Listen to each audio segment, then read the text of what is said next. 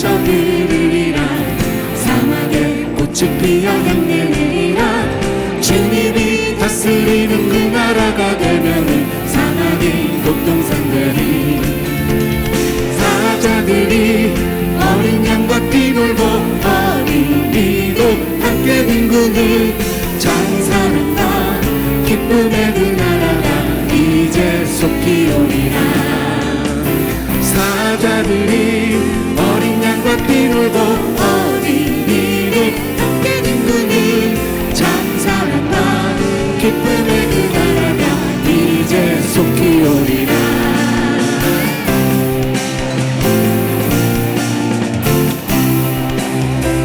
사막에 숲이 우거지리라. 사막에 예쁜 새들 노래하리라. 주님이 다스리는 그 나라가 되면 사막이 낙원되리라.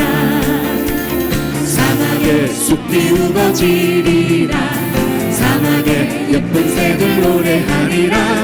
주님이 다스리는 그 나라가 되면은 사막이 낙원되리라. 독사들의 어린이가 손 놓고 장난쳐도 울지 않는 장사한다. 기쁨의 그 나라가 이제 속히 오리라.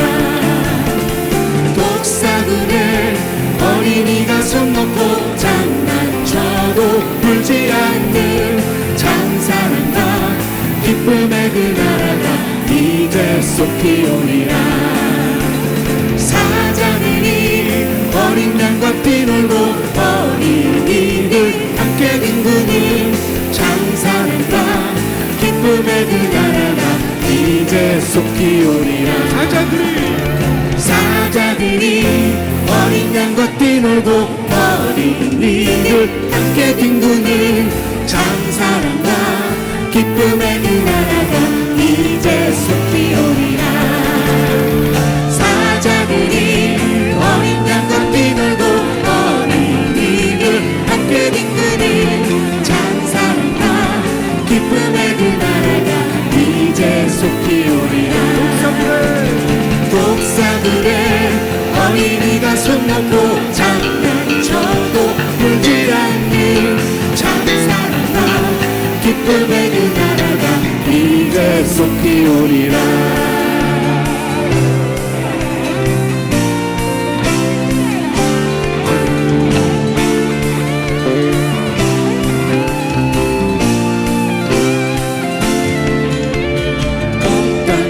주를 찬양, 날마다 주를 찬양하세.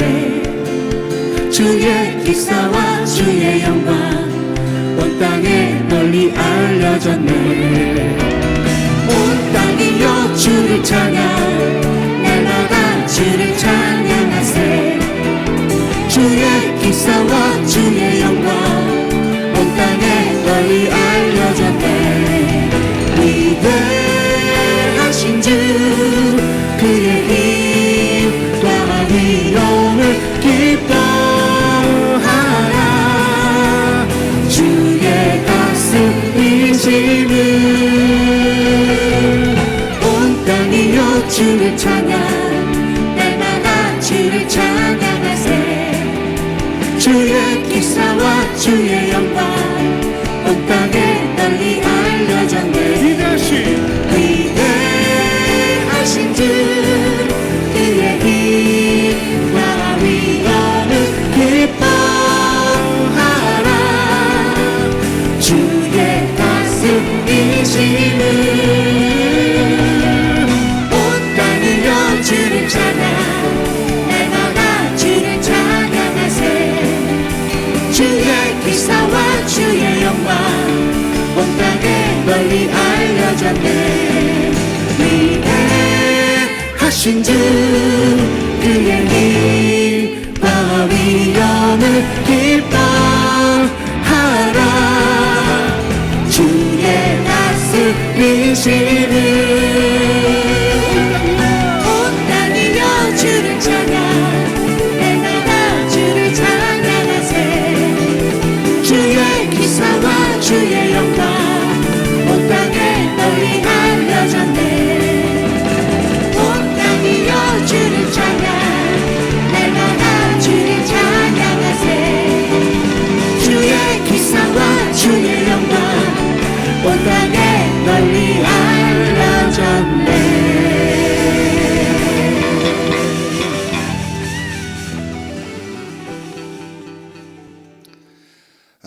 말씀은 예레미야서 49장 34절에서 39절입니다. 같이 읽겠습니다. 유다 왕 시드기야가 즉위한 지 오래지 아니하여서 엘람에 대한 여호와의 말씀이 선지자 예레미야에게 임하여 이르시되 만군의 여호와가 이같이 말하노라. 보라, 내가 엘람의 힘에 으뜸가는 활을 꺾을 것이요 하늘의 사방에서부터 사방 바람을 엘람에 오게 하여 그들을 사방으로 흩으리니 엘람에서 쫓겨난 자가 가지 않는 나라가 없으리라. 여호와의 말씀이니라. 내가 엘람으로 그의 원수의 앞, 그의 생명을 노리는 자의 앞에서 놀라게 할 것이며 내가 재앙 곧 나의 진노를 그들 위에 내릴 것이며 내가 또 그 뒤로 칼을 보내어 그들을 멸망시키리라. 내가 나의 보좌를 엘람에 주고 왕과 고관들을 그곳에서 멸하리라. 여호와의 말씀이니라. 그러나 말일에 이르러 내가 엘람의 포로를 돌아가게 하리라. 여호와의 말씀이니라. 아멘. 아멘. 혹시 지난 수일하고 겹쳐지는 부분이 있으면 복습한다 이렇게 생각하시고 중요한 이 메시지이기 때문에 반복한다 이렇게 생각하시면 되겠습니다. 복습한다. 자, 예레미야의 예언입니다. 예레미야의 예언. 누구에 대한 예언이냐? 엘람에 대한 예언이에요. 자, 근데 오늘 이 엘람이라는 나라가 어떤 나라냐? 엘람이 후일에 파사, 그러니까 페르시아가 됩니다. 페르시아의 그 전 왕국 이름이 엘람이에요. 엘람에서 페르시아, 성경에는 바사라고 나와요. 바사가 되었다가 현대에 와서는 이란이 된 거예요. 그러니까 엘람, 파사, 이란 이렇게 생각하시면 돼요. 근데 이 예레미야가 이 엘람, 즉 페르시아에 대해서 예언한 건데 이 내용이 멸망, 심판에 대한 거예요. 그러면 예레미야가 지금 헬라 제국, 페르시아가 어느 나라에 망했죠? 헬라 제국에 망했어요. 알렉산더 대왕, 그 헬라 제국에 의해서 페르시아 제국이 무너졌죠. 그죠? 그러니까 지금 이 얘기는 페르시아가 헬라 제국에 의해서 무너진다 하는 것을 예언한 것일까요? 아니면 현대 이란 시대를 오래전에 예언한 것일까요?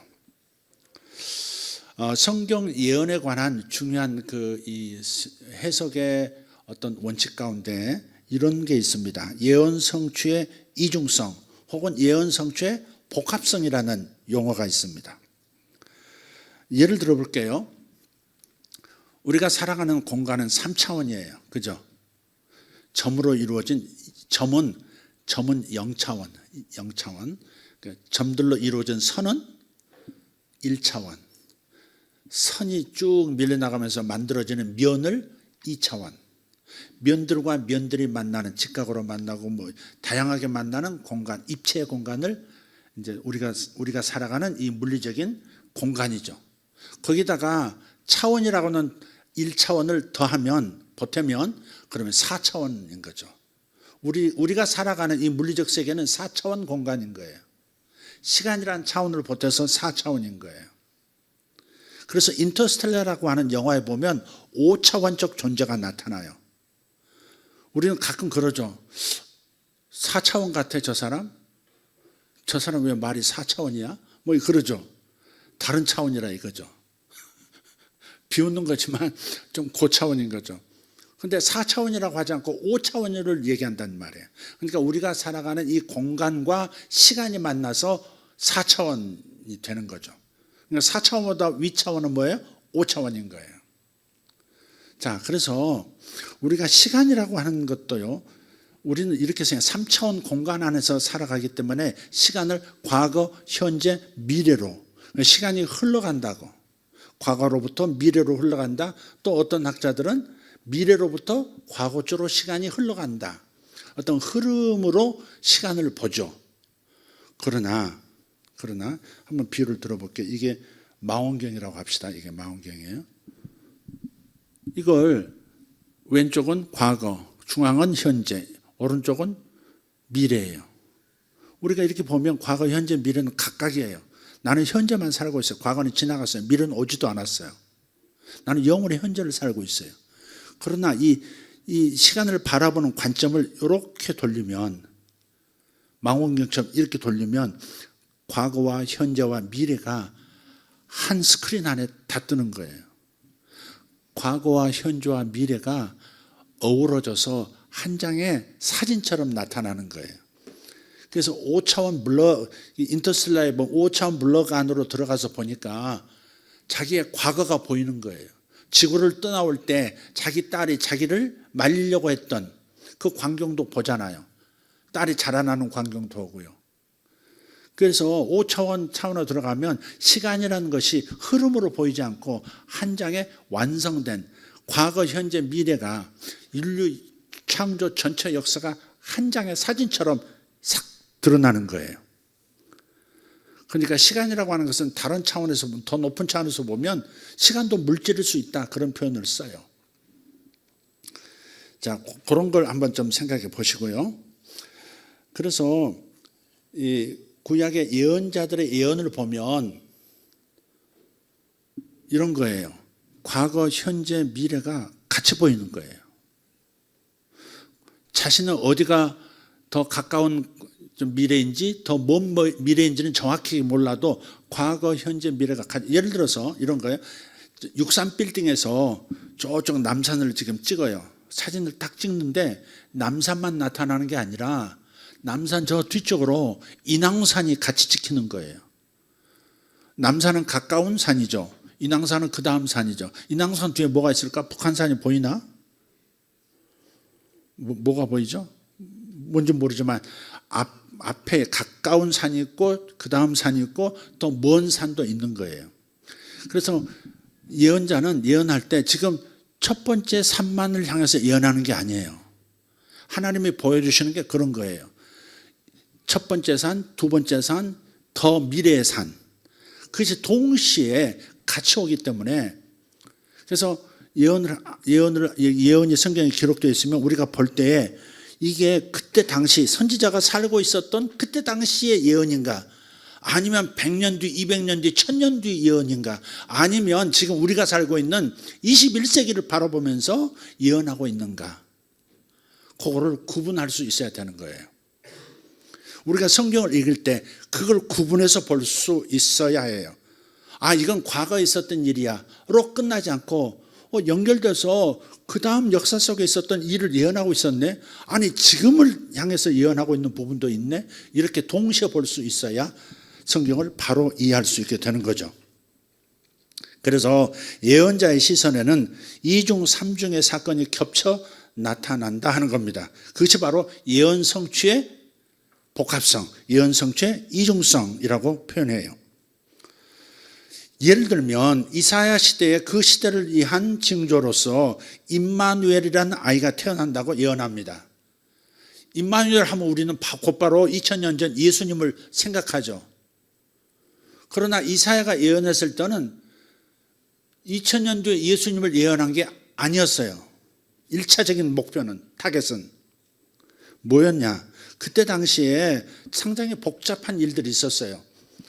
그래서 하나님께서 어떤 징조를 보여주실 텐데, 임마누엘이라는 어떤 처녀가 애를 낳아서 임마누엘이라 할 텐데, 그 아이가 자라나서 좀 이제 꿀도 먹고 젖도 이제 알아서 먹고 할 때쯤 되면은 악을 구분할 수 있을 것이고, 그러면서 동시에 그 시대 상황이 어떻게 변할 거냐? 두 왕이, 너희들이 미워하는 두 왕의 나라가 황폐하게 될 것이다, 이렇게 말씀을 해요. 예언이에요. 한번 읽어볼게요. 이사야 7장 14절이에요. 그러므로 주께서 친히 징조를 너희에게 주실 것이라. 보라, 처녀가 잉태하여 아들을 낳을 것이요 그의 이름을 임마누엘이라 하리라.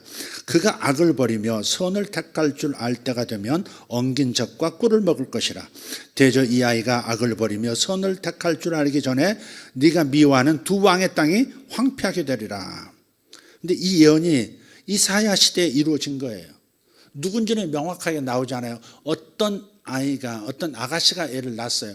근데 남자 없이 난 거 아니에요. 예수님의 동정녀 탄생이 아니에요. 그건 유일하게 남자 없이 성령에 의해서 태어나신 분은 예수님 한 분밖에 없습니다.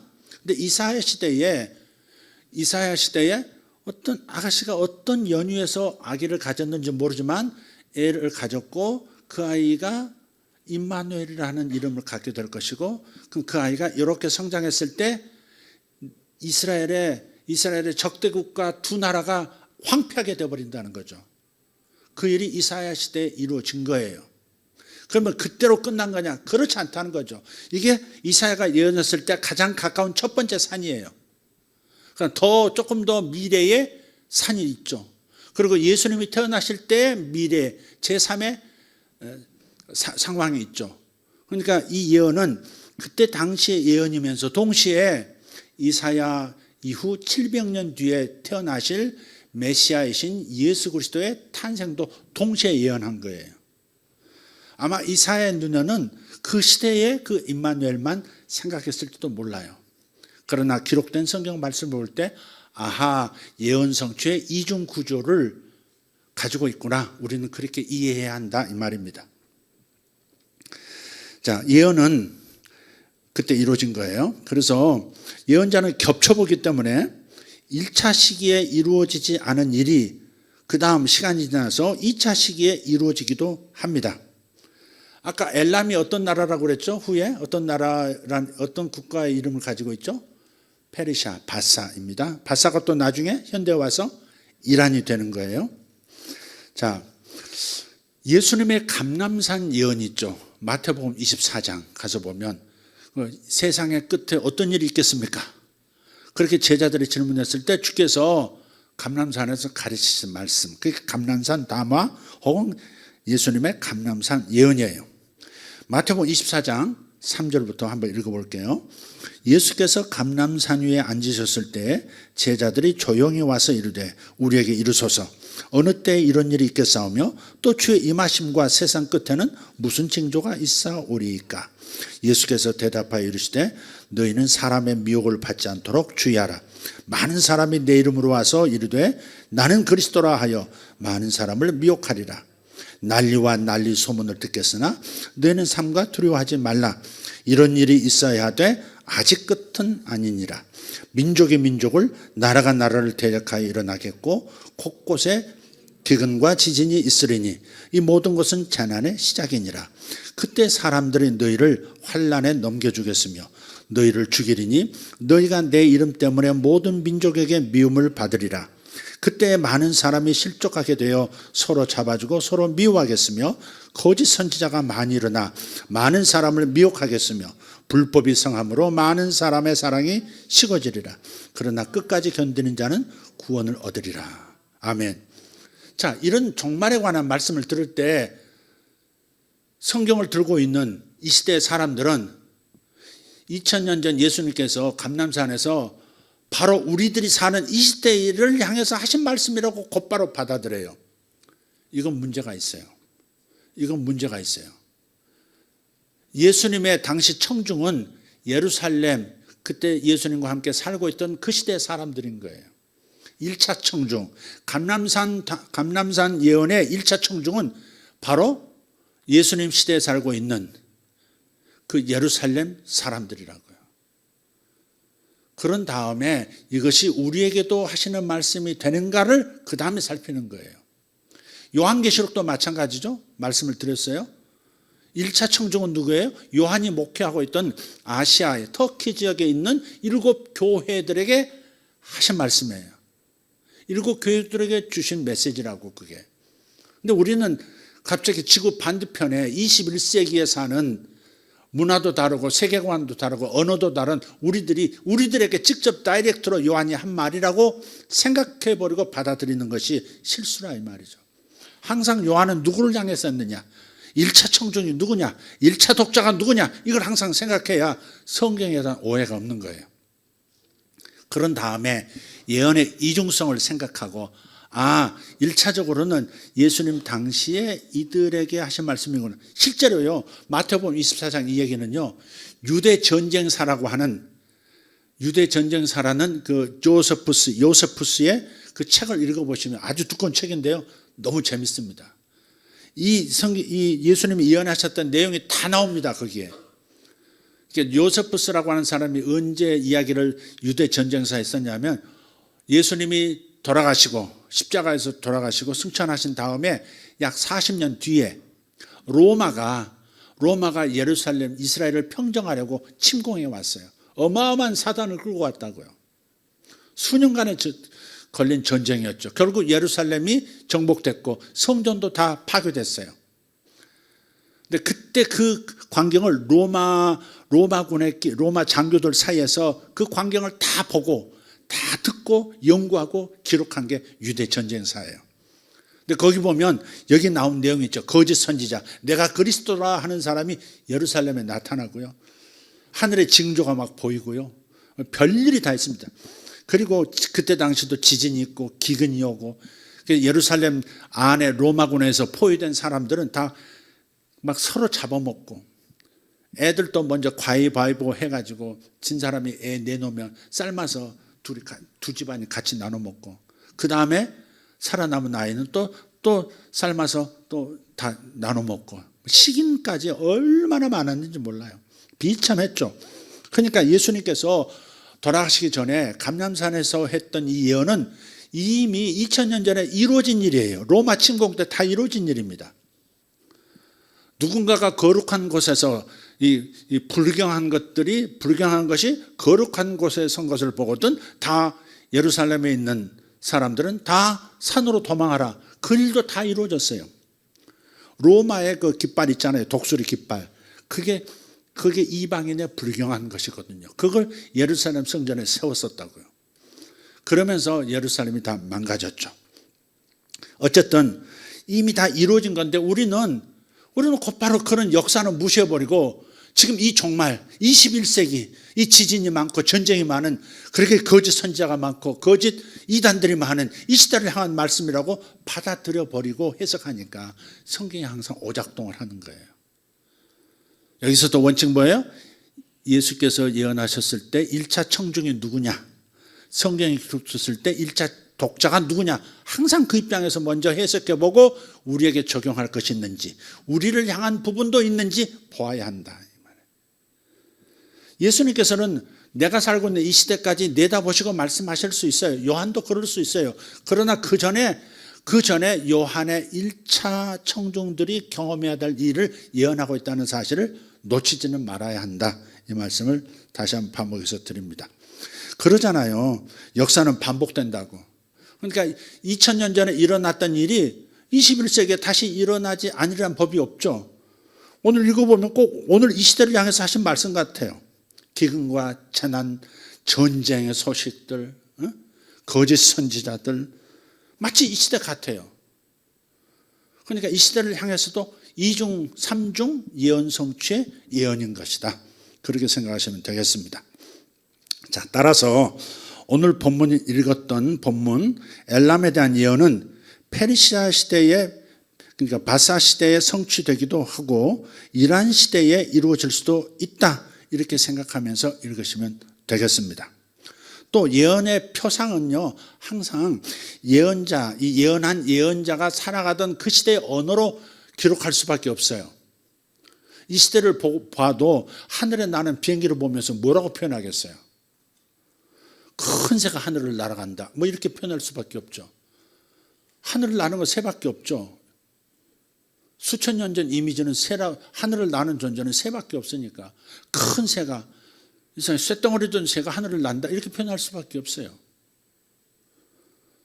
또 미사일이 날아가요. 굉장히 굵은 화살이 날아간다 이렇게 말할 수밖에 없는 거예요. 그 시대에 원격 살상 무기는 활밖에 없으니까 뭐 노궁이라든지 활궁이라든지 그거에 대한 기계로 쏘는 화살이라든지 이런 것밖에 없다고요. 자, 그래서 그런 것을 생각하면서 읽어야 된다.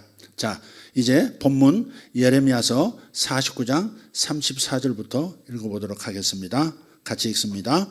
유다 왕 시드기야가 즉위한 지 오래지 아니하여서 엘람에 대한 여호와의 말씀이 선지자 예레미야에게 임하여 이르시되. 여기서 엘람은 노아의 아들 셈의 장남입니다. 그러니까 노아의 장남이 셈이에요. 셈, 함, 야벳 그러죠. 세 아들이었죠. 방주에 들어간 사람이 세 아들이잖아. 세 명의 자부하고. 그래서 셈인데 셈의 장남, 그러니까 노아의 장손이 엘람이에요. 노아의 장손이 엘람이에요. 그러면 아브라함의 조상이 누굴까? 아르박삿이라는 사람이에요. 한번 읽어볼게요. 창세기 10장 22절. 셈의 아들은 엘람과 아수르와 아르박삿과 룻과 아람이요. 5 아들인데 셈은 5 아들을 낳았어요. 그 중에서 아르박삿의 계열에서 아르박삿의 후손에서 아브라함이 태어났고 이스라엘 백성이 형성이 된 거예요. 근데 엘람은 바로 아까 말씀드렸던 그 페르시아 민족의 조상이에요. 페르시아 민족의 조상이 엘람이에요. 이 엘람이 어디로 가서 거주하냐면 지금 이란 있죠. 이란 남부 산악지대에 가서 거주합니다. 그리고요 거기에서 번성한 엘람족이 이 가나안 땅을 정복하고 조공을 받던 시대가 있었어요. 그때가 아브라함이 저 갈대아 우르에서 가나안 땅에 처음 들어와가지고 조카 롯하고 같이 살 때입니다.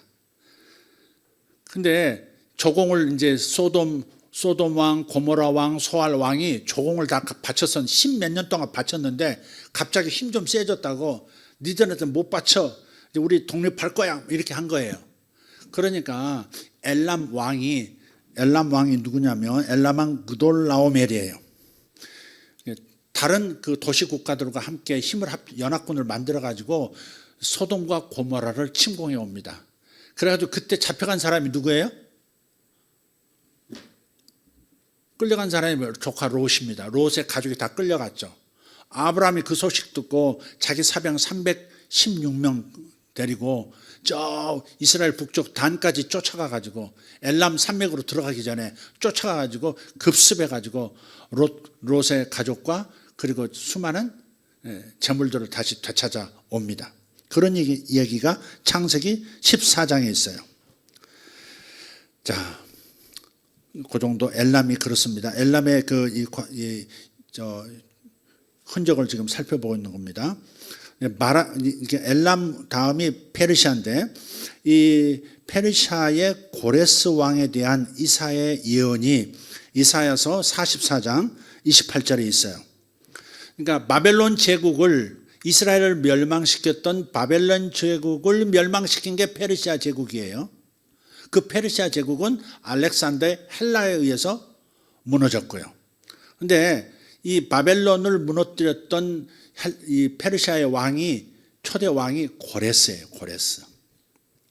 고레스인데 이 고레스 왕에 대한 이사야 예언을 한번 읽어보겠습니다. 이사야 44장 28절. 고레스에 대하여는 이르기를 내 목자라 그가 나의 모든 기쁨을 성취하리라 하며 예루살렘에 대하여는 이르기를 중건되리라 하며 성전에 대하여는 내 기초가 놓여지리라 하는 자니라. 근데 고레스라는 사람에 대해서 고레스라는 인물이 페르시아에서 태어나기도 전에 약 150년에서 200년 전에 이사야 선지자가 요 고레스라는 이름을 예언을 하는 거예요. 어떤 제국이 일어나서 바벨론 제국을 멸망시킬 때인데 그 왕의 이름이 고레스라고. 그리고 자기 예언서 이사야서 44장에 적어 놓은 거예요. 자, 그리고 고레스 보겠습니다.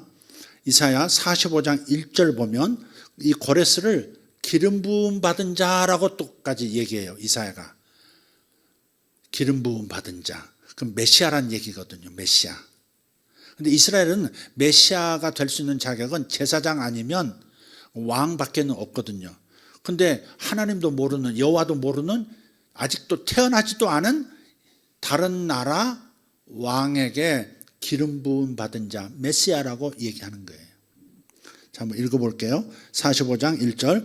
여호와께서 그의 기름 부음을 받은 고레스에게 이같이 말씀하시되 내가 그의 오른손을 붙들고 그 앞에 열국을 항복하게 하며 내가 왕들의 허리를 풀어 그 앞에 문들을 열고 성문들이 닫히지 못하게 하리라. 이에 대해서 이 고레스가 어떤 일을 할 것인가에 대해서 역대하 36장 22절 23절은 이렇게 얘기합니다. 이것은 모든 일이 끝난 다음에 역사 기록을 한 거예요. 이건 예언이 아니에요. 역대하 36장 22절 시작. 바사의 고레스 왕 원년에 여호와께서 예레미야의 입으로 하신 말씀을 이루시려고 여호와께서 바사의 고레스 왕의 마음을 감동시키심에 그가 온 나라에 공포도 하고 조소도 이르되 바사 왕 고레스가 이같이 말하노니 하늘의 신 여호와께서 세상 만국을 내게 주셨고 나에게 명령하여 유다 예루살렘의 성전을 건축하라 하셨나니 너희 중에 그의 백성 된 자는 다 올라갈지어다. 너희 하나님 여호와께서 함께 하시기를 원하노라 하였더라. 그러니까 고레스가 뭘 했냐면요, 바벨론을 멸망시키고 나서 바벨론에 의해서 사로잡혀 왔던 소수민족들 있죠, 특히 이스라엘 민족, 이 히브리 민족을 다 고향으로, 노예들인데 노예들을 다 풀어줍니다. 풀어주면서 너희들의 도시, 수도 예루살렘을 중건하라 명령하고요.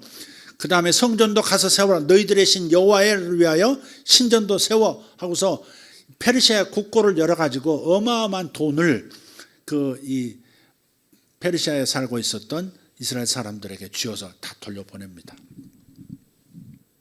그때 안 돌았던 사람이 에스더, 모르드게 그런 사람이에요.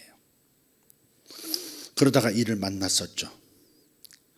자, 이게 지금 이 파사, 엘라메 후에 파사의 이야기입니다. 고레스가 이 기름 부음 받은 자라고 하는 이 예언을 누구로부터 들었을까? 다니엘로부터 들었을 겁니다. 그래서 다니엘서 1장 21절을 보면 이렇게 말씀해요. 다니엘은 고레스 왕 원년까지 있으니라. 바벨론이 멸망하기 전에 바벨론에서 아주 높은 직위에 있었죠. 바벨론이 멸망한 다음에 페르시아 제국이 들어왔는데 페르시아 제국에서도 아주 왕궁에서 살아요. 그러니까 고레스 왕 1년까지 있으니라 그랬어요. 그냥 왕궁 생활은 이걸로 끝이. 이때 다니엘의 나이가 거의 88세, 89세 그랬습니다. 그리고 나서도 안 죽습니다. 10장 1절을 보면 바사왕 고레스 제3년에 한 일이 벨드사살이라 이름한 다니엘에게 나타났다 그랬어요. 그러니까 91세 2세 됐을 때도 다니엘은 살아 있었어요. 그러나 왕궁에서 직무를 보던 것은 고레스 1년 때까지만 있었다. 그렇게 알 수 있습니다. 자, 그리고 고레스는 그래서 다니엘을 통해서 예레미야의 예언도 알았습니다. 70년 뒤에 고향으로 다 돌아올 것이다. 예레미야가 예언했었는데 그 예언도 알고 있었던 거예요. 그래서 자기가 메사야가 돼서 이스라엘의 구원자가 되어서 다 해방시켜주는 일을 기꺼이 한 거라고요. 돈도 대주고요. 어마어마한 일을 한 거죠.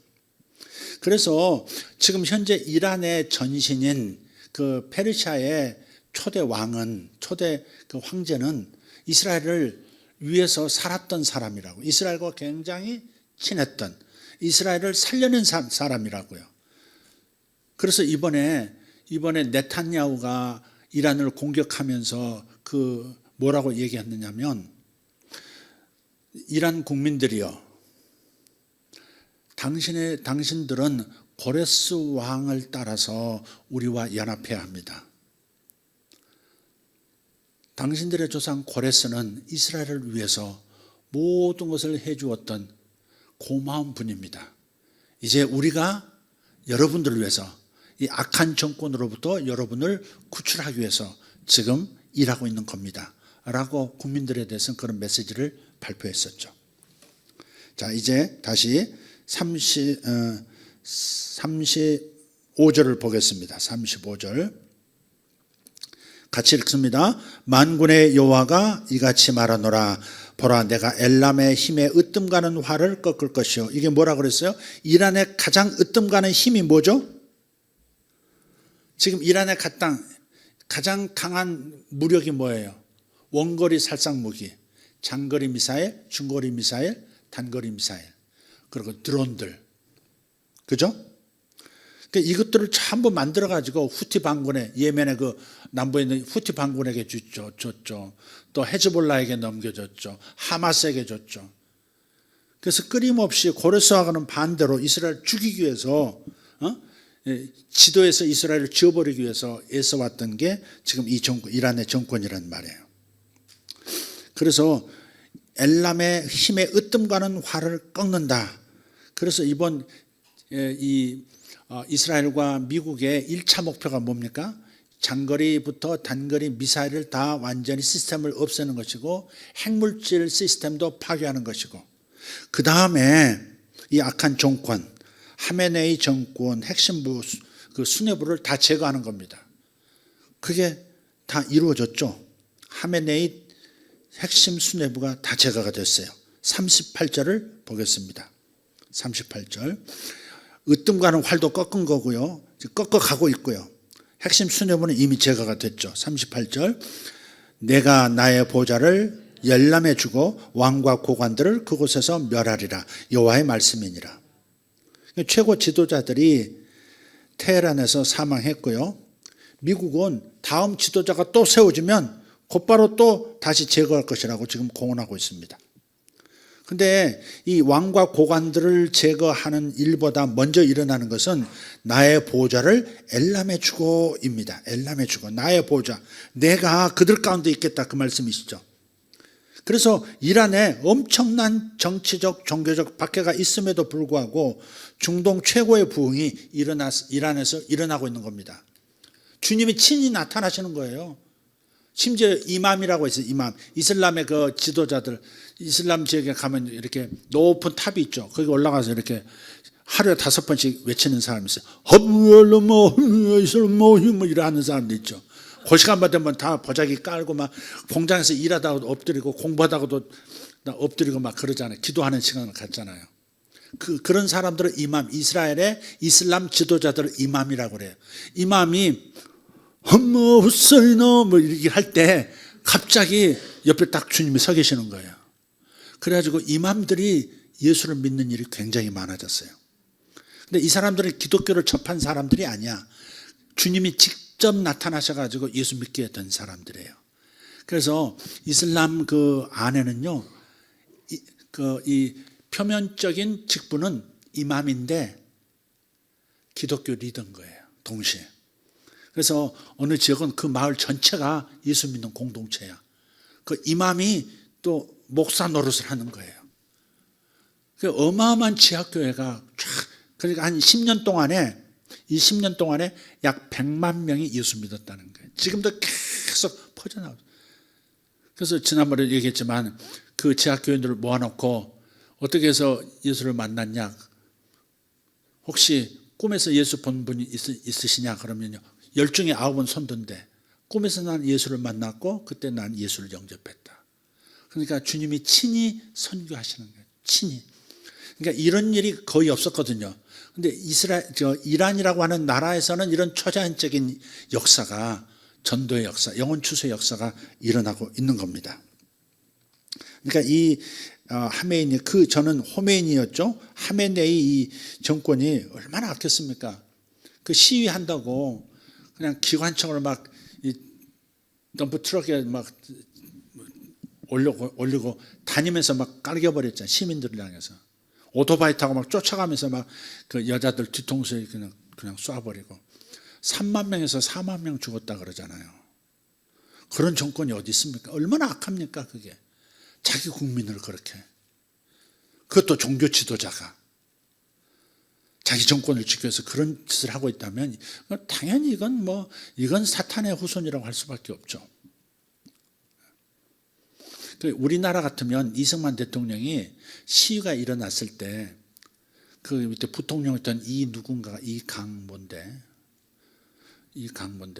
그이가 다 시야를 가렸단 말이에요. 근데 나중에 누가 총 맞았다는 얘기를 듣고 학생이 총 맞았다는 얘기 듣고 병원에 문안을 갑니다. 문병을 갑니다. 이 대통령이 프란체스카 여사하고 같이. 그래서 이제 총 맞아가지고 이제 붕대 칭칭 갖고 있는 그 학생의 손을 탁 잡고 그리고 하신 말씀이 있어요. 국민이 원하지 않는다면 내가 그만둬야지. 난 국민이 나를 원한다고 생각했어. 그러고서 나 때문에 내가 하야하지 않는다고 총까지 맞아야 되느냐. 그래서 그 길로 그 병원에서 나서셔서 이 여왕 가가지고 발표하잖아요. 난 대통령에서 지금 사임한다. 그러니까 이런 사람들이 이런 분들이 진짜 지도자지. 자기 물러나라고 시위한다고 그 혁명 수비대 시켜서 3만 명, 4만 명을 죽일 일입니까? 당연히 이런 왕과 귀족들은 제거돼야죠. 사탄의 후손이라고 할 수밖에 없어요. 있을 수 없는 일이죠.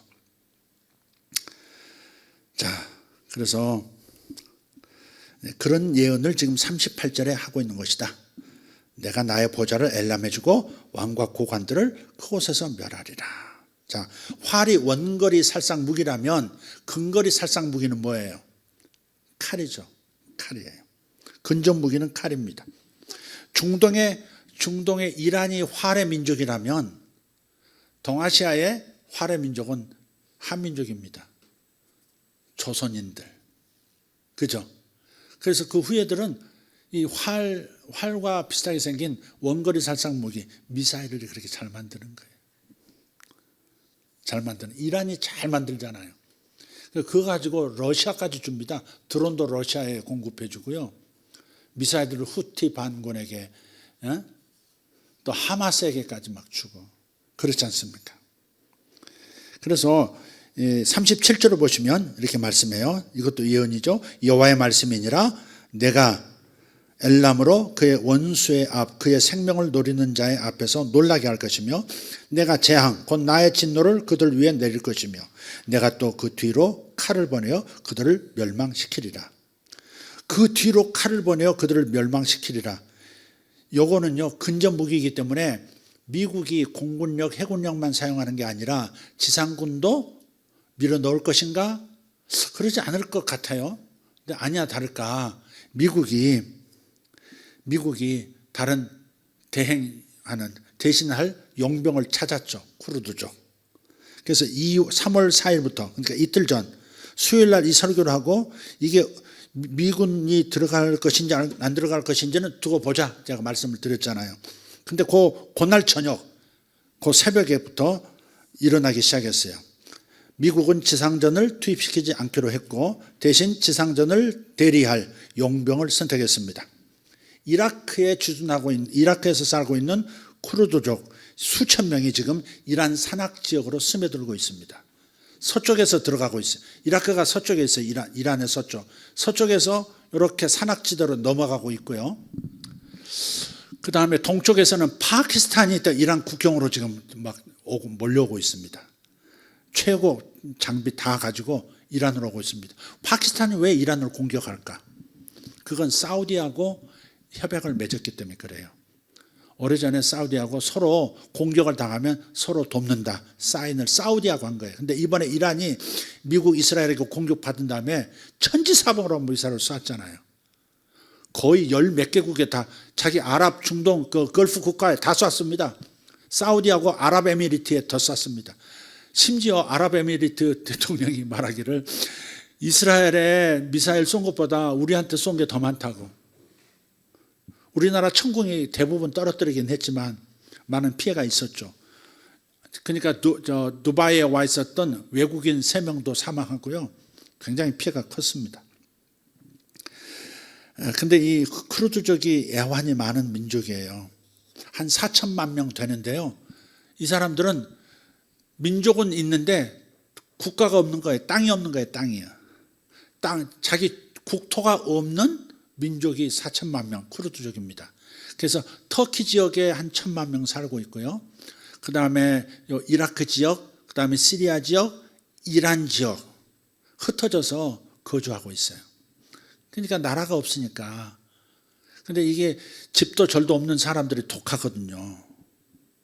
그러니까 싸우면 무서워요. 무서워. 그래서 용병으로 많이 이렇게 미국이 이용을 했습니다. 8번인가 쿠르드족의 도움을 받았는데요. 약속해놓고 땅 주겠다, 나라 세워주겠다 해놓고 8번 다 외면을 했습니다. 최근에 뭐냐면 터키에 있었던 그 쿠르드족인데요. 이거 이렇게 해주면 IS 이렇게 물리쳐주면 그러면 너희들에게 땅을 이렇게 해서 국가 건립하도록 도와주겠다 해놓고 터키 대통령하고 트럼프가 전반기죠. 전번 대통령 때 전화 한 통하고 싹 다 철수해버렸어요. 미군 철수해버렸습니다. 철수 딱 빠지고 나니까 터키군이 그냥 크루드 지역에다가 막 포격해가지고요. 많은 사람이 죽었죠.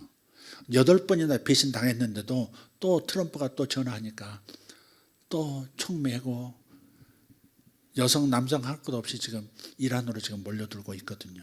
참 불쌍한 민족이죠. 나라 없는 서름을 우리도 알지 않습니까?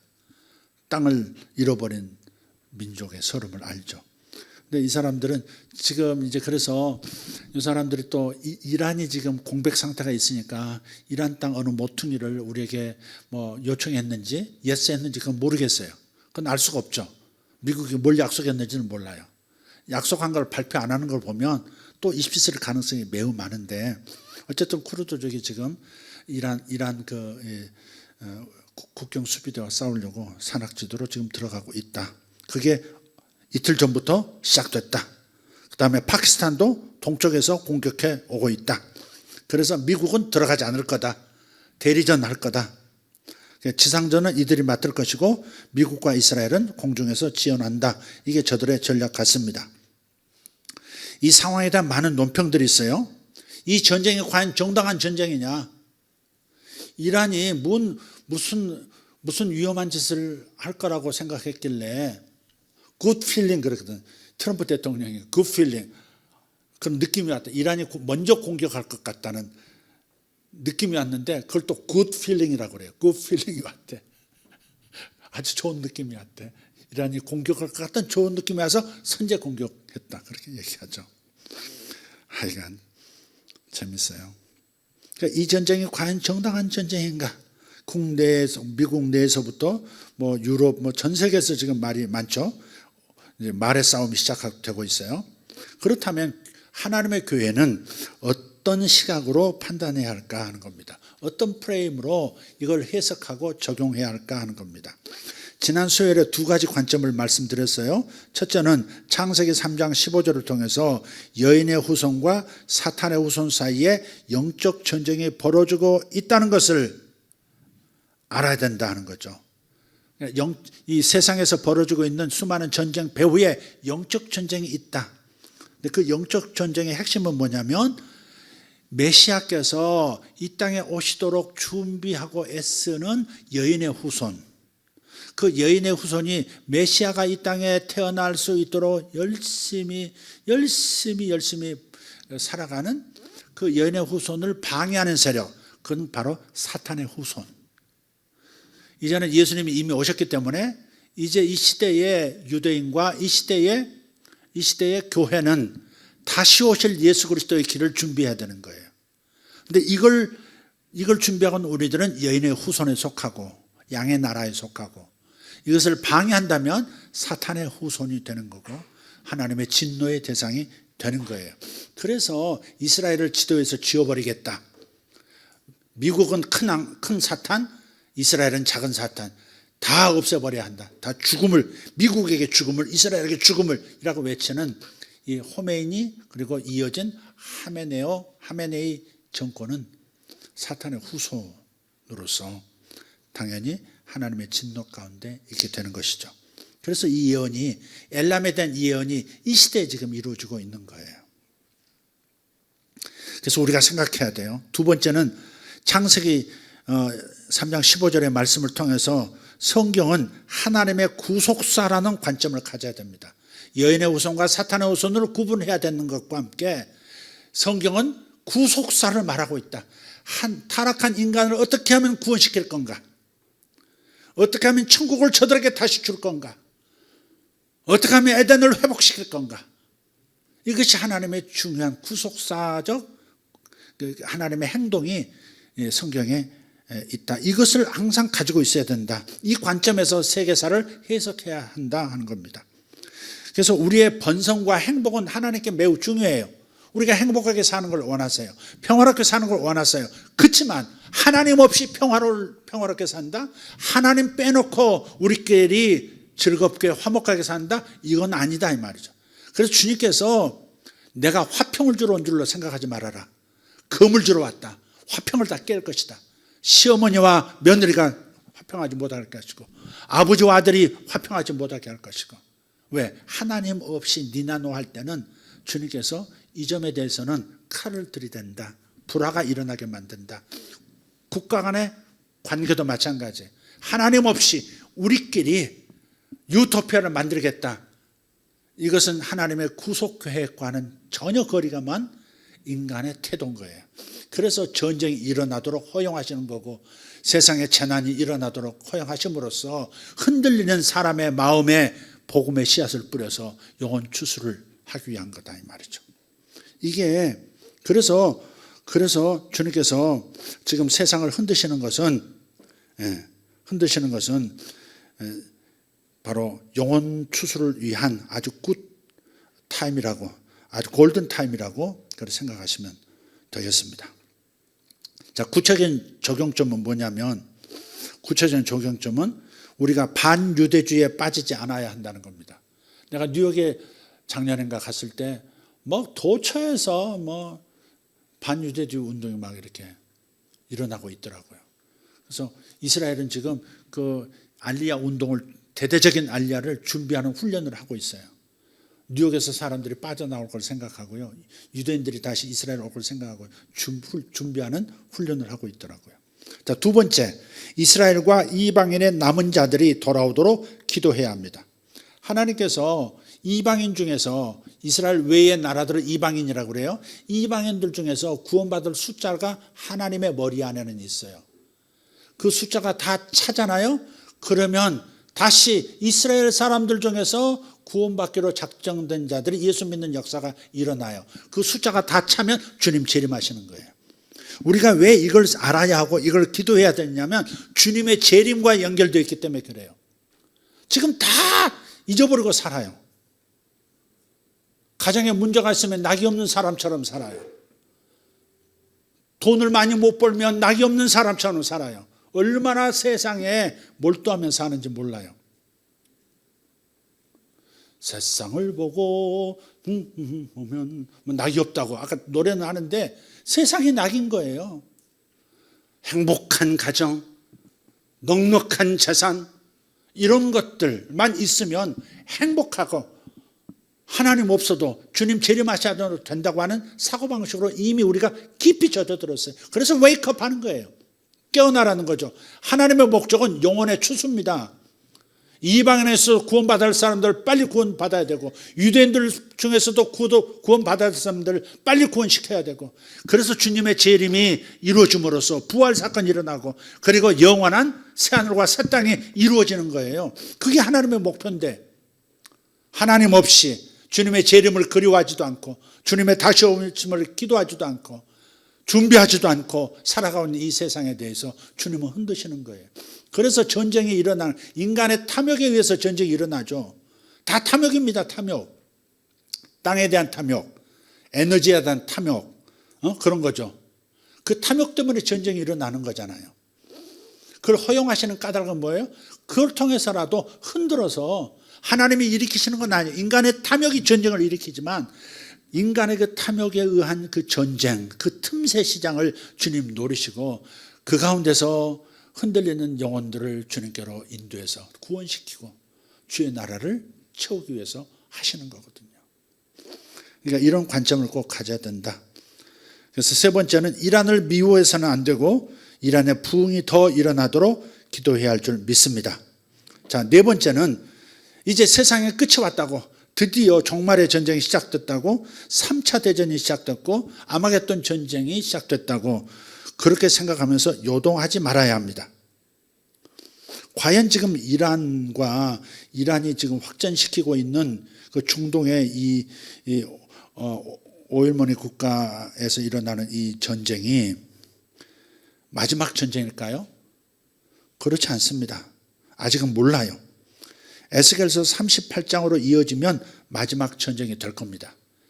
에스겔서 30장에 보면 엘람에 대한 예언이 엘람이라는 이름이 바사로 바뀌어 있고요. 바사에 대한 예언이 있으면서 더 확장된 어떤 전쟁이 있는 것을 보여주고 있어요. 요 상태까지 가면 이제 종말의 전쟁이고 주님 재림이 눈앞인 겁니다. 자, 보겠습니다. 에스겔 38장 1절 보겠습니다. 오늘 좀 딱딱하죠. 더 딱딱해진 것 같은데 그래도 재미있는 척 해주시길 바라고 좀 이런 설교는 다시 하기 힘들어요. 이건 뭐 또 하겠어요 계속. 자 38장 1절 여호와의 말씀이 내게 임하여 이르시되 인자야 너는 마곡 땅에 있는 로스와 메섹과 두바랑 곧 고개게로 얼굴을 향하고 그에게 예언하여 이르기를 그랬어요. 이건 에스겔 선지자가 예언한 겁니다. 에스겔 선지자가. 자 3절 이르기를 주 여호와께서 이같이 말씀하시기를 로스와 메섹과 두발왕 고가 내가 너를 대적하여 너를 돌이켜 갈고리로 내 아가리를 꿰고 너와 말과 기마병 곧 내 온 군대를 끌어내되 완전한 갑옷을 입고 큰 방패와 작은 방패를 가지며 칼을 잡은 큰 무리와 완전한 그들과 함께한 방패와 투구를 갖춘 바사와 구스와 붓과 고멜과 그 모든 떼와 북쪽 끝의 도갈마 족속과 그 모든 떼 곧 많은 백성의 무리를 너와 함께 끌어내리라. 하나님께서 어떤 전쟁판으로 하나님께서 끌어내시겠다는 거예요. 여기서 2절에 곡이 누구냐면 러시아예요. 러시아예요. 학자들이 연구한 결과 이 곡은 러시아입니다. 러시아인데 그게 어딨냐면 마곡 땅에 있어요. 로스는 러시아하고 비슷하죠. 로스입니다. 메섹은 모스크바 있죠. 하여간 뭐 이런 그 러시아 집합체예요. 그게 곡이에요. 러시아예요. 오늘날은 과거에는 곡이라고 불렀지만 오늘날은 러시아예요. 러시아가 리더가 되어서 전쟁을 일으키도록 한다는 거예요. 5절 그들과 함께한 방패와 투구를 갖춘 바사가 어디라고? 페르시아, 이란과 구스는 이디오피아입니다. 그 다음에 붓은 리비아입니다. 리비아. 그러니까 북아프리카가 전쟁에 동원되는 거예요. 그러니까 이스라엘에 지금 전쟁 어디 하고 있어요? 북쪽, 동쪽에서 오는 적들과 싸우고 있는데 이제 장차 마지막 때 전쟁은 이거 누가 가담하냐면 요 이집트 옆에 있는 이디오피아 그리고 또 이집트 왼쪽 옆에 있는 리비아가 가담해서 거의 뭐 중동의 전 국가가 이스라엘을 대적하는 겁니다. 도갈마는 뭔지 아세요? 도갈마 터키입니다. 터키. 도갈마는 터키예요. 북쪽 끝 도갈마. 지도를 한번 보시면 이스라엘 그 북쪽으로 쭉 올라오면 넓게 터키가 자리 잡고 있습니다. 그래서 러시아가 대장이 되고 러시아의 어떤 목적에 의해서 회의에 의해서 터키, 이란 그리고 남쪽에 이디오피아, 리비아가 함께 연합해서 이스라엘을 공격해오는 최후의 전쟁, 소위 말해서 아마겟돈 전쟁이 일어나면 진짜 종말이 온 겁니다. 자, 8절 또 읽어보겠습니다. 여러 날 후 곧 말년에 말년이에요. 내가 명령을 받고 그 땅 곧 오래 황폐하였던 이스라엘 산에 이르리니 그 땅 백성은 칼을 벗어나서 여러 나라에서 모여 들어오며 이방에서 나와 다 평안히 거주하는 중이라. 어느 나라? 이스라엘. 세계에 흩어져 살다가 2000년 만에 나라를 세우고 모여온 평안히 살고 있는 이스라엘 백성입니다. 9절 네가 올라오되 너는 누구예요? 러시아와 이스라엘 공격하는 연합군입니다. 너와 내 모든 때와 너와 함께한 많은 백성이 광풍같이 이르고 구름같이 땅을 덮으리라. 주 여호와께서 이같이 말씀하셨느니라. 그날에 내 마음에 여러 가지 생각이 나서 악한 꾀를 내어 말하기를 평안의 고을들로 올라가리라. 성벽도 없고 문이나 빗장 없어도 염려 없이 다 평안히 거주하는 백성에게 나아가서 물건을 겁탈하며 노력하리라. 그러니까 러시아의 목적은 에너지입니다. 에너지예요. 지금 현재 상황이 어떤 상황이냐? 우크라이나하고 러시아하고 전쟁이 벌어졌잖아요. 기름 생산해서 먹고 사는 나라인데 기름을 팔 데가 없는 거예요. 중국이 팔아주고 있었고 또 다른 나라들이 좀 러시아 가까운 나라들한테 팔고 있었고. 그런데 우크라이나와 전쟁 때문에 유럽에 파는 가스가 다 차단된 거예요. 유럽하고 러시아는 원수가 됐습니다. 그래서 러시아 그 원유를 가져오잖아요. 그 가스도 천연 가스도 가져오지 않습니다. 그래서 팔아먹을 데가 없는데 문제는 이스라엘 앞바다에서 어마어마한 가스층이 발견됐고요. 수년 전부터 개발해가지고 가스를 생산하고 있습니다. 그걸 가지고 어디로 보내려고 하냐면 저쪽 유럽에다 파는 거예요. 이스라엘이 이제 유럽에 기름 한 방울 안 나왔거든요. 아니 어떻게 세상에 주변 나라들은 그 아랍 국가들은 다 기름이 나와서 펑펑 나와서 부자가 되는데 이스라엘은 기름 한 방울 안 나오냐 이게요. 그랬는데 그 아셀 지파 앞바다 그 예언이 되어 있습니다. 아셀 지파에는 기름의 발을 담근다 그랬어요. 근데 그걸 성경에서 그 글을 읽고 미국의 시추업자가요. 그 아셀 지파 앞바다 있잖아요. 지중해 앞바다를 막 판 겁니다. 근데 가스가 나온 거예요. 석유가 나온 겁니다. 그걸 이제 파이프라인으로 해서 이렇게 터키를 통과하지 않을 수 없고 유럽 가려면 터키를 통과해야 되는데 터키하고 이스라엘 사이가 안 좋은 거예요. 이슬람 국가잖아요 또. 사이가 아주 안 좋아요. 그러니까 그리 못 보내니까 해저 이 관을 통해 가지고 그리스로 연결하려고 하는데 그것도 터키가 싫어하는 거예요. 근데 지금 러시아 입장에서는 자기 기름 있는 것도 못 팔아먹고 있는데 내 모든 이 지하 자원을 팔아줄 유럽을 이스라엘이 먹겠다고 하니까 화가 나죠. 그러니까 언젠가는 지금은 러시아가 가만히 있어요. 왜냐하면 지금 이란에서 석유를 못 가져오니까 중국이 어디서 가져와요? 러시아에서 가져오는 거예요. 지금 트럼프가 눈 감아주고 있는 미국이 눈 감아주고 있는 거예요. 그러니까 컴다운을 시켜놓은 거예요. 러시아를 지금 개입 못하게 하고 있고 터키는 또 나토 가입국이라 해가지고 미국이 또 관리하고 있으니까 지금은 이란과 전쟁하고 있어도 같은 이슬람임에도 불구하고 개입을 안 하는 거예요. 안 하는 거예요. 그러나 때가 되면 러시아, 이란, 터키 특히 이 세 나라가 연합되어서 이스라엘을 공격할 때 그때가 아마겟돈 전쟁이 될 것입니다. 그때는 정말 주님 재림이 눈앞입니다. 그때는 진짜 하늘을 쳐다봐야 되는 겁니다. 인자가 곧 문 앞에 이르렀다. 그럴 때입니다. 그러나 지금 당장 이란과의 전쟁 때문에 중동에서 벌어지고 있는 이 전쟁 상황 때문에 종말의 전쟁이라고 생각하고 부하내동해서는 안 된다는 겁니다. 유튜브 같은 거 보면 막 벌써부터 막 주님이 재림이 코앞이다. 지금 이란 이 전쟁이 어떻게 발전할 것이다 막 하는데 그건 두고 봐야 된다니까. 미국이 관리를 하고 있어요. 러시아도 관리하고 있고 지금 저 터키도 관리하고 있어요. 그래서 연합을 지금 못해요. 그리고 이란은 결국은 이 이스라엘을 공격하는 전쟁에 또 돌입하게 되는 걸 보면 이번에 친미 정권이 세워지기가 쉽지 않을 것 같습니다.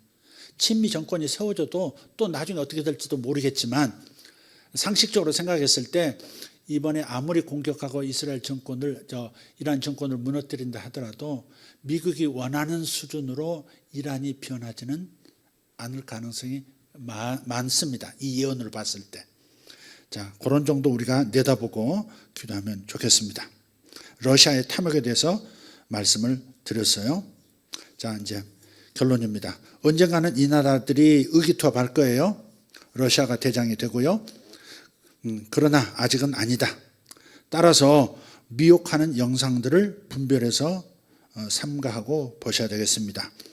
세상에 특히 세상의 암중세, 세상을 움직인다고 하는 암중 세력들이 성경의 예언을 빙자해서 전쟁을 일으키기도 하거든요. 이거 잘 분별해야 합니다. 그러니까 하나님에 의해서 자연 발생적으로 그냥 일어나는 전쟁이 아니라 성경에 이거 예언돼 있잖아.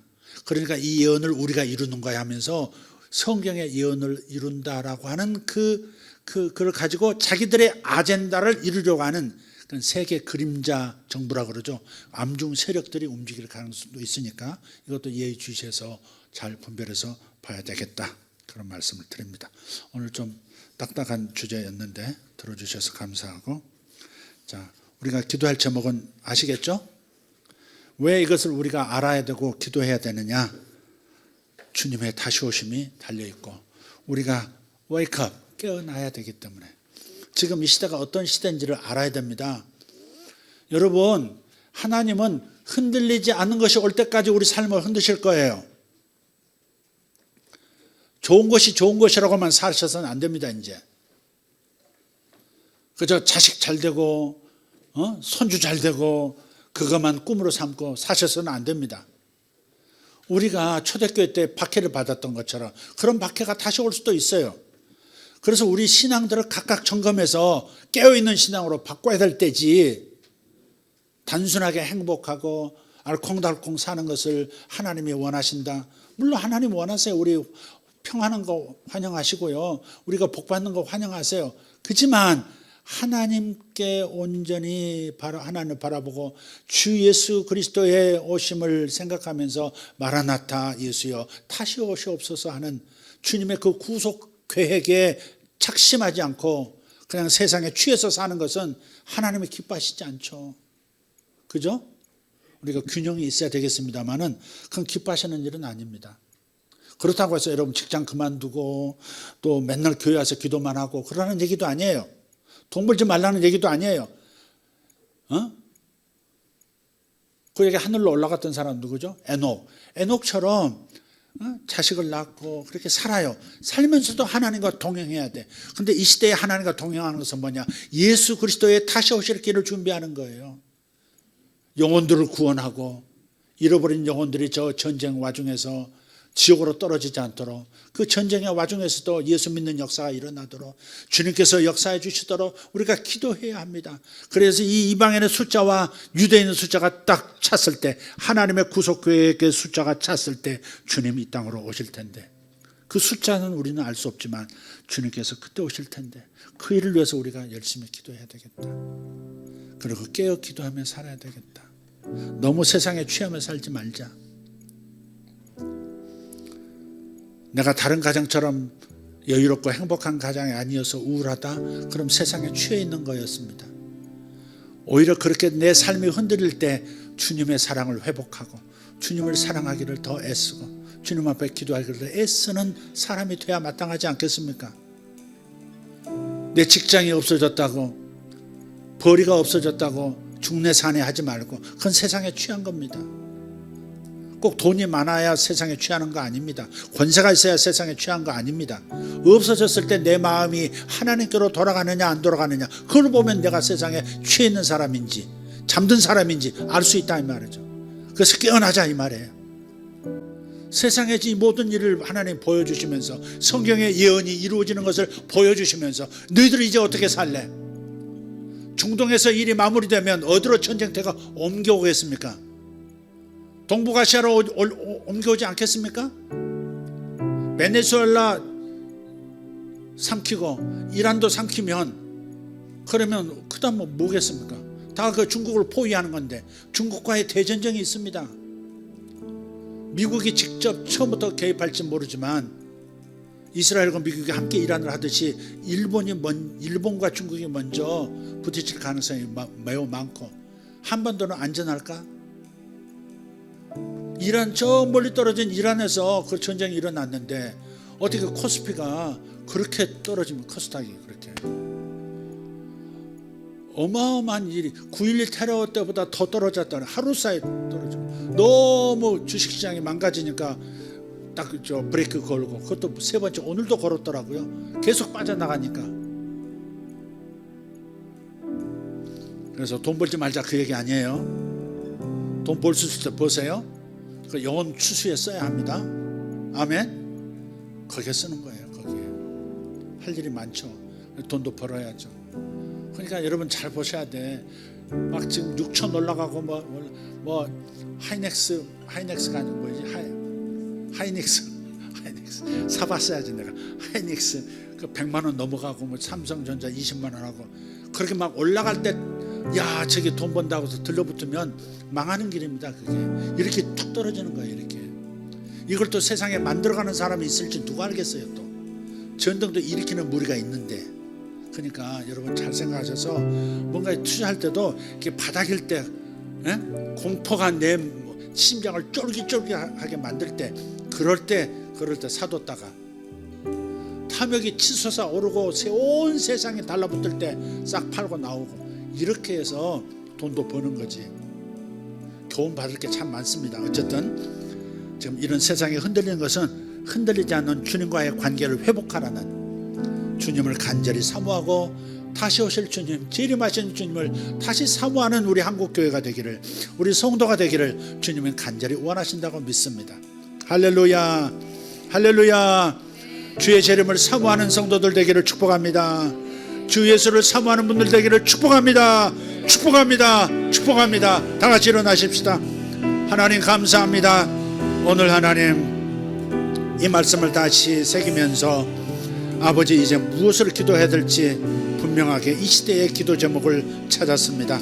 기도할 때 하나님 응답하여 주시고, 돌아가는 발걸음에 기도하면서 돌아가게 하시고, 아버지 잠들 때 깨어날 때 주님 사랑이 온전히 회복되었는지 살펴보면서 아버지 다시 오시는 주님을 준비하는 성도들 되게 하여 주시옵고, 어린 양의 신부 되게 하여 주시옵소서. 예수님의 이름으로 기도합니다. 주여, 주여, 주여. 할렐루야. 우리 아버지 하나님 감사합니다. 영광의 우리 아버지 하나님 찬양합니다. 할렐루야. 주여 감사합니다. 우리를 불러 준비시키시는 주님 찬양합니다. 살아계신 우리 주여 감사합니다. 아버지 하나님, 우리가 달려가는 이 길 끝에서 주님을 배울 텐데 주님 역사해 주시기를 원합니다. 주님 역사해 주시기를 원합니다. 살아계신 하나님 아버지, 우리가 다시 한번 기도하면서 주님의 다시 오심을 준비하게 하여 주시옵소서. 주의 재림을 준비하는 영혼들 되게 하여 주시옵소서. 아버지, 이 땅이 전부인 것처럼 살아가지 않게 해 주시옵소서. 다시 주님으로 돌아가게 해 주시옵소서. 다시 오실 주님으로 우리 마음이 돌아가게 하여 주시옵소서. 아멘. 주 예수여 어서 오시옵소서.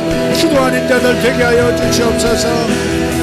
예수님의 재림을 사모하는 자들, 예수님의 다시 오심을 기도하는 자들 되게 하여 주시옵소서. 우리 아버지여 감사합니다.